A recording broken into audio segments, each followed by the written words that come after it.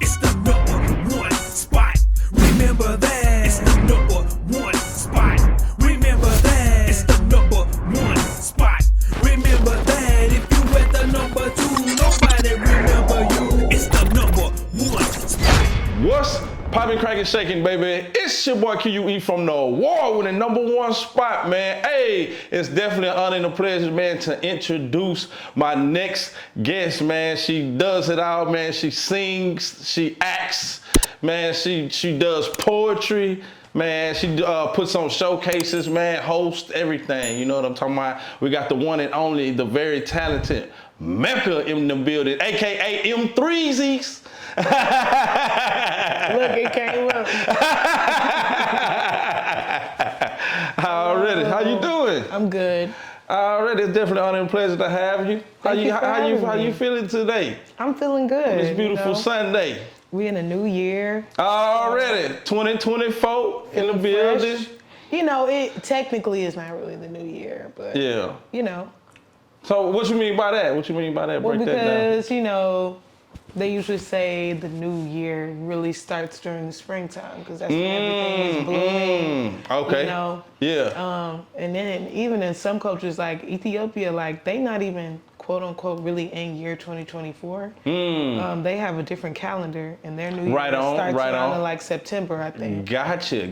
Oh Yeah. shit, I gotta do my research on that. I'm sleeping. Yeah. So do you believe in like, I guess like New Year resolutions and all that? Or, Yeah. Yeah. I do, but I also believe, like, you know, I don't know. It's like everything is happening simultaneously. Absolutely. So it's like, at the end of the day, like, we have these New Year's resolutions, but like also like, you know, you should be constantly dreaming up things and constantly manifesting for the future. Absolutely. You know. That's kind of how I am with it too. It's like you already should, you know, like they say, you already clapping, you know, already going into the new year, doing whatever it is that you know, that's true. you're inspired to do.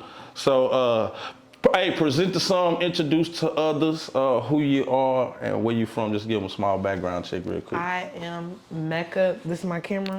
Yeah, I'm you Mecca. speaking that right there. I am from Houston, Texas. My real name is Mecca, but my artist name is M3cca, Mecca, and you just say it, Mecca. Already. And yeah, I'm from Houston, Texas. I am a multidisciplinary artist. My focuses are music, so I sing. I consider myself an MC as well, and I also paint. I draw. I'm just a all-around visual artist as well. I can make clothes. I can do a lot of different things. And I like to intertwine all of that with just my artistic world. I look at myself as an artist and I'm just creating creative worlds Absolutely. behind all of my talents. So Yeah. that's who I am.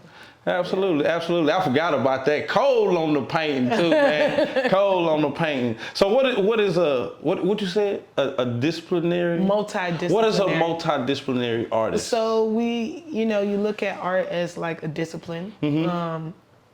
Any type of medium of art, meaning any type of section of art, in my opinion, it is a discipline, and that's why they call it, multidisciplinary, meaning that you are like a multi-hyphenate, like there's multiple different artistic things that you do. Absolutely. That's pretty deep. And you utilize, you know, several, if not all of those, and like within the music, like you'll have your art in the background, stuff like that. Maybe something that you made in the background, also like you make the pillows, stuff like that. Yeah. I just did a show. I received a grant last year through the Houston Art Alliance. Okay, dope. And with that grant, I was able to bring forth an idea I've had for a long time, like a creative baby, I like to call it, called Celestial Salutation. Yeah, okay. And what Celestial Salutations is, I call it like an ongoing multidisciplinary experience.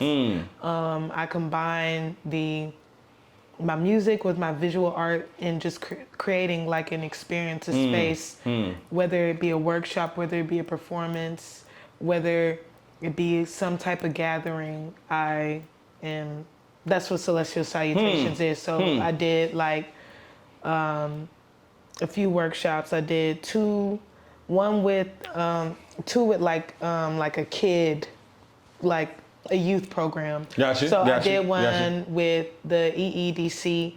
I pray I'm saying that right. I'm looking at my phone. Yeah, you can get your cheat sheet. I got mine. Right. I need mine. So is that included with the what you call like space gospel? Yeah. Or is that okay. Got you. Yeah, it's the EEDC, and they had a spring break program, art program, and so I came and did like a lesson with them, which was kind of like a workshop, and it was creating your own symbol, and the kids learned about Adinkra symbols, which is a Akron art form that is like for usually it's symbols that they create for funerals, and they create these symbols. These symbols have been created, and they're, it's a historical and cultural practice that they have, and all these symbols mean something very important that might tie into the life that somebody that passed had. Like there's symbols for being like like being in the military, or a symbol for being like kind of like a queenly figure or something like that. Motherly. There's so many different symbols. And there's a way I can look that up. yeah, So I can check it it's out. like a Ghanaian like art form, like it's from Ghana. You can type it in then real quick. I just want to give you an idea of what it what that looks like.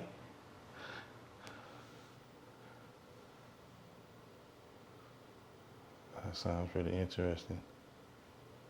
And I guess obviously it's not spiritual. It's kind of like a spiritual. Let me see. So these are it here? Yeah, usually traditionally they take those symbols and they print them on like the fabrics for like funeral clothes. So people wear these symbols and they're supposed to represent things about the person that passed away. So got you. That's pretty deep. That's pretty deep. That's really like. And you say it's like on T-shirts, or is it on like? No, like it would be like maybe a dress created. Okay, yeah, like right. That's kind of what I was. That's what I was thinking. That's what I was thinking. Whatever outfit they'll create it. It's on the fabric. That's pretty interesting. That just opened my eyes. So when I started watching movies and stuff like that with like, with Africa in there, I'm gonna start looking for them. Like, funny that's because one of you see those. Because let me see. I don't want to say it wrong. Pretty deep. It's a con, not a Put that in the camera, not too close, but y'all see that? That's pretty live. Yeah, a con, not a Quran. I said it wrong, but a con. Yeah, it's an Akan. Let me say Adinkra. From Ghana. Adinkra. Yeah. Okay. But you see, like, there's different symbols, like the Sankofa symbols. It's like about 2 Sankofa symbols. One is like a heart, and one is like a bird, which is turning its back and like feeding on like this like ball, like it looks kind of like a seed, I guess. One kind of look like a turtle or something. Yeah, it's a lot of different symbols. So it kind of look like a turtle or something. So the Sankofa symbol, the heart, you see that actually a lot of places. Like just like if you drive down the street and you see different gates, so you'll see the heart. It has like these curves, like on. Like that middle point is 2 curves, and you'll see that. On I'm seeing. I'm familiar. Yeah. I know what you're talking about. That's African. All day long. Yeah. All day long. That's pretty interesting. So, do you? I guess obviously like study a lot of African culture. I look at it as I like to study indigenous Black cultures because I'm starting to learn a lot about like genealogy and. Like from a lot of my friends and even like my mom and some of her friends, they're really into genealogy and just listening to what they speak about, actually looking at the history of your family, not necessarily the DNA because, Yeah. For me, that's a whole nother can of worms. It's a whole nother, right. But looking at like the documents, like what these people are documented as, and then a lot of people have started to realize that a lot of their families were a part of these Native American tribes as well. Right. So, which is that I feel like that has a lot of hidden history, and a lot of people don't understand that, you know, a lot of us were here already. Yeah, absolutely. I was overhearing some elders talk the other day, and they're on the same wavelength as me. Yeah. And they were like, I was just overhearing. He was like, yeah, because like they don't even know that here was a part of Africa before, you know, like with the Pangea and stuff. I'm like, exactly, like, but that shows that melanated people have been everywhere, because it's melanated people that originated from a lot of different places, and a lot of people don't know that or don't realize that, you know. So I feel like at this point I'm just like really interested in Black indigenous cultures around the world and just learning about it, because at the end of the day, I do feel like everything kind of just goes back to that. We're some of the first people in general. Yeah. And, you know, I do feel like I personally have some African roots, but I also do feel like I definitely have some Native roots. Absolutely. But that the original Native roots, because, you know, I have a great grandmother who was my skin tone, but like she was Native American. So it's like, you know, but a lot of people were just, you know, taken and documented as Negroes. So right. Exactly. Whatever, like, and enslaved as well. So it's just a lot. It's a lot of the history of Black folks in general, especially in America, is so conjumbled and confusing. And absolutely. I think that's all a part of the tactic. Absolutely. You know? Now, because like even some people say like we you know, indigenous to this land. Exactly, you know that's what I'm saying. Yeah. So it's like, you know, trying to make it think like we and I don't came say from native somewhere else. Because I'm learning. Yeah. They say, don't say native, say Indians. I'm like, okay. Yeah. But I feel like we are just, you know, I'm just learning. Yeah. I know that my people are indigenous. Yeah, already. We've been here. Already. We've been here like we've been everywhere. My cuz actually had made a good point. I mean, this was like years ago, but I think he was studying in Islam and stuff like that, but he had just broke it down to the basic. He was like black, the color itself is composed of all the other colors. You know what I'm saying? It's like you can't get another color out of white. You know what I'm saying? Or any other color. It's like black hat, you know, it's all the colors. So you feel me? So we was the original and everybody else came out. No, for real. That's true. Yeah. It is. So that's pretty deep. So would you do you think I guess like ancestry.com and stuff like that, you think that's pretty accurate, like I've heard of using that. I've definitely heard people saying that that's helped them a lot. I'm gonna look into that more. Yeah, I actually like to look into that one more. I actually heard about another. I think it's called Family Tree or something like that. It's free for the most part. Okay. So it's a little bit different. I think you have to pay with Ancestry, but as you put in, you know, like your mother, father, grandmother, grandfather, like that, those documents they start. Yeah, exactly. So they start to reveal more and more information about. Yeah. So I think I thought that was pretty interesting. So so break that down to us. I was just interested. What is space gospel exactly? Space gospel was one of the engineer for my first project, Fruit Tape. Okay. I won't even say it's not my first project. I like you expand on that too. Fruit Tape. I like that. I like that. But anyway, go ahead. But he came up with that. That kind of like moniker because you say who? You say he? He. His name is Donnie Domino. Oh, okay.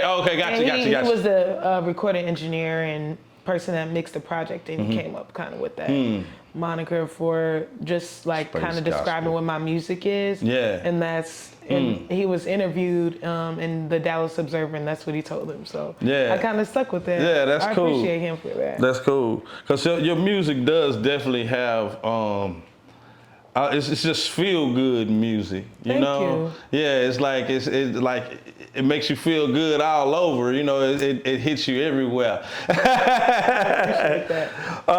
Also, I noticed that you use. Well, I see you use the number 3 several times throughout in your name, and then you had used it in one of your projects. I don't know if you use it in more stuff, but is it like a significance or a meaning for using the 3? Or?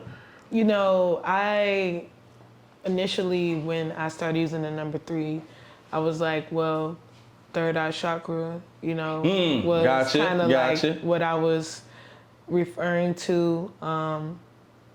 That was really what it was. Yeah, nah, that's pretty deep though. That's pretty deep though. Yeah. I was like, I'm gonna use the 3, represent my third eye. Yeah, already. But also, you know, the 3, you know, your third eye is really like your first eye when you really start getting right on. That's where you know, your spirituality and ideas. Seeing. Yeah, it's really like, honestly, your first eye, we call it the third eye because, you know, these 1, 2 eyes, but really, you know. Yeah. That's the first. That's where all the ideas and everything started. Exactly. Yeah. Without a doubt, man. If y'all just not tuning in, man, we are in the building right now, man, with the very talented Mecca right now, M3cca. So, what actually came first? Did you get into like the painting and stuff like that first, and then the music, or vice versa? It's all something that's just been simultaneous in my life. You know, like I was singing before I was really speaking full sentences. I need to get those videos. My auntie was talking about it yesterday. She was like, "Girl, I got so many videos of you, a baby, singing." I was like, I need that. Wow. And drawing, I've always drawn, you know, ever since I was little. My dad's an artist, so I think it's just something that's came naturally to me, drawing. So drawing and singing. After, like, singing for me, though, was something I did for a long time privately, or I was singing like the children's choir, or something at church, something like that, or choir at school. But like once I got to middle school, I was like, well, I'm gonna like do the talent show or things like that. I did the talent show. Then like by high school, like, yeah, I was in like choirs at church. High school, I started doing competition choir, like choral choir. Wow. And then my senior year was when my parents figured out I could really sing. Like they knew I could sing, but like I sang. If you ever heard of 4 Women by Nina Simone, they redid it. Oh, okay. They redid it on like Black Girls Rock with Lettucey and okay. Marsha Ambrosius, I think Kelly Price, and I think Fantasia did it too. And we were singing it for like a Black History program my senior year. And I did the Lettucey part. Lettucey was Peaches. I did the Peaches part. Okay. And my parents were like, we were blown away. We couldn't believe you singing like that. Man, that is awesome. Oh, wow, okay. That is awesome. Talking about killing, man, like our daughter is killing it right now. Do you hear this? That's what my mama said the other day. She was like, I couldn't believe it. I was like, wow, that's so funny. Man, that is so awesome. That's so awesome. So at what point, I guess, made you like just George Bush the button and be like, shoot, I'm just gonna do this as a career. I'm gonna step out and go on. I mean, really college, I was like, this is what I want to do. I went to UNT and I was in the art program. I started off as fashion design and that's North Texas? Yeah. Okay. University of North Texas. And where is that like located in parts of Texas? For that's people that a little bit outside of Dallas. Oh, okay. Yeah, north of Dallas. I got you. And so I was in the fashion design program for like 2 years. And then I switched my major to interdisciplinary and design studies, just like a generic little art major, because I was just like, forget it. I'm just trying to graduate at this point. I really was not. I was over school. Like, while I was in school, I was like, well, I just want to do my music. Yeah, I right. was really like Right. in the city, like trying to pursue it. Like I was like, forget y'all, I'm going to class. Like, I'm barely going to class at some points. Like I'm like, hey, let me get it together. Let me do my work. Oh man, okay, let me buckle down. I'm just trying But to your graduate. interest is, you know, it be like that sometimes though. Yeah. You know, now parts of me be like, dang, I kind of want to go back and get my master's. Yeah. It's never too late. It ain't, yeah. It's never too late. But it's never too late to go back to school. Shoot. Yeah, You yeah. know, I don't think they're getting rid of colleges. I know, right? Anytime now. For real. You know, if they start to, I'm like, well, it might not even be the point when they start trying to get rid of colleges. But Yeah. at this point, they not. So. Nah, for sure. Nah, without a doubt, I don't think I'll ever do that one. Like that wouldn't be a good idea. Money. But just considering that though, because you've gotten so good at, I guess, doing music and performing. Thank you. And now you teach it also. No. No? Technology. Okay, I got you. Completely, yeah. Yeah. Because I have like graphic design experience, that's kind of why I kind of was able to like finagle my way into teaching technology. Oh, okay, I got you. It was like, oh, okay, you do something with the computer. So yeah, do I know a you little use, something about everything. I guess parts of your musical skill to teach your Kind of technology? I made a computer song What? to teach my students about. Yeah. Okay, like the components of the computer and stuff like the that? CPU, the RAM. Yeah. That's cool. I'm like, parts of me be like, when I stop teaching, like, I low-key want to, like, sell lessons. You know? Yeah, like, absolutely. Yeah, like go on Udemy or something like that. How they do like online classes and stuff like that. And really like, sell lesson plans. Yeah, exactly. People be buying lesson plans. Like, oh, exactly. Shoot, buy this. So I don't have to figure it out. Yeah. And just read how somebody else teach it. Yeah. I could do that because I feel like with what I do where I teach, I'm given a lot of leeway to be able to kind of create my own curriculum, which is pretty cool. So I can kind of pair different things in there that I would like to that kind of go with my interests.